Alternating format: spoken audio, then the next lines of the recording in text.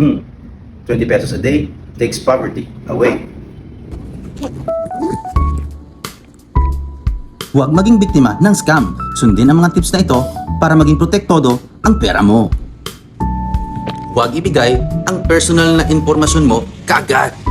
Huwag basta-basta magbigay ng mga detalye tulad ng password, bank account sa hindi mo kilala. Alamin kung paano kumita ang investment. Tanungin talaga kung paano kumita yung negosyo.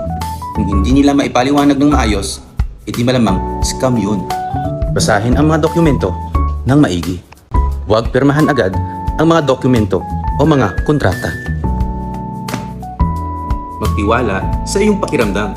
Kung may naramdaman ka na parang hindi tama, huwag ka na mag-invest. Mas mabuti na magtanong ka sa mga financial educators. Mag-ingat sa investment na sobrang komplikado. Kung ang investment ay sobrang komplikado o ang gulo-gulo, baka gusto ng scammer na lituhin ka para hindi mo ma-check ng mabuti. For more tips, just comment, react, share, and message me.